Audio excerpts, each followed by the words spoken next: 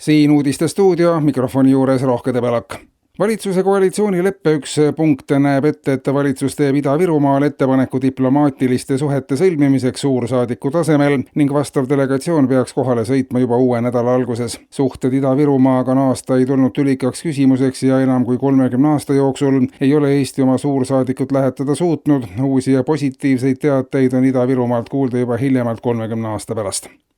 Erakond Isamaaga jätkab Urmas Reinsalu juhtimisel ja astub igapäevaselt samme Eesti elu paremaks muutmisel, teatab erakond. Ühe mõttena paljudes toetab Isamaa teise pensionisamba propageerimist ja on poolt, et korda sambast välja astunud inimesed saaksid senisest kiiremini taas teise sambaga liituda. Õigupoolest on erakond seda meelt, et inimene võiks kohe taas liituda, kui ta on sambast väljunud. Teise samba hülgamise võimaldamine oli omal ajal nii hea mõte, et patt oleks seda ainult üks kord teha. Ideaallahendus olekski, kui sambaga liitutakse ja sealt lahkutaks koordineeritult ja kollektiivselt iga 6 aasta tagant. See annab Eesti majandusele regulaarseid süste ja mõjub toniseerivalt, nagu näitas kujukalt ka esimene sambast pagemine.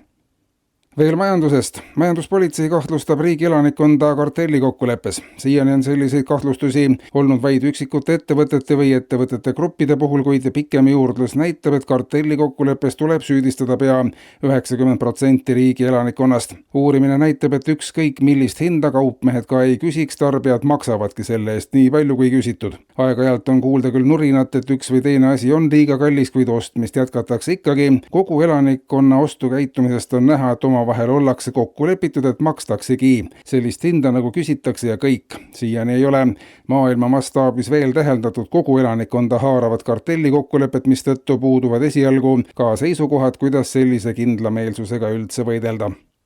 Ja lahendustest. Kommertspangad annavad teada, et lähiajal muutuvad kõikide pankade kõik teenustasud kliendile läbipaistvaks ja arusaadavaks, kuigi teenustasud kallinevad veidi ja praegu kehtivatele lisandub ahnusemaks. Krediitkaartidele lisatakse 13% ahnusemaks ja lisaks sellele kehtestatakse ka kontol hoitavale summale ahnusemaks 5%. Pankade sõnul on Eesti ühiskond ja majanduskeskkond arenenud piisavalt, et kõik võlts on aeg eemale heita ja ausalt ja läbipaistvalt üksteiselt nii palju raha küsida, kui vaja on. Ahnusemaksu kehtestamine aitab pankade sõnul ka kokku hoida tööjõu pealt, kes pidi siiani välja mõtlema põhjendusi erinevatele soovidele saada rohkem raha.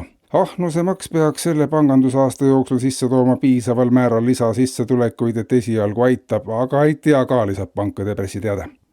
Ja Eesti Ametiühingute Keskliit annab teada, et liidu tegevus ja töötajate kaitseks ettevõetavad aktsioonid muutuvad lähiajal jõulisteks. Kuna Eestis ei ole näiteks töötajate ulatuslikud streigid oma õiguste kaitseks seni välja kukkunud just eriti veenvalt ja kogu ametiühingu tegevus tundub sujuvalt loiult, siis eile allkirjastatud leping Prantsusmaa Ametiühingute Keskliiduga annab tegevusele uue energia. Prantsusmaal visiidil viibiv peaminister märgib, et lepingu kohaselt hakkavad prantslased streikima ka Eesti töötajate vastu toimepandava ülekohtu vastu. Nii ei peagi töötajad Eestis ise streikima ja saavad tööd rahulikult edasi teha. Prantslased on streigi valmis aga ööpäeva ja aasta ringselt, samas kui Eestis tuleb töötajaid oma õigusi kaitsma lausa meelitada. Koostööleppe kohaselt streigivadki prantslased eestlaste eest järgmised 10 aastat. Tulevikus peaks eestlaste õiguste kaitseks lisaks streikidele pidevalt Prantsusmaal tänavatel olema kuni 30 000 meeleavaldajat.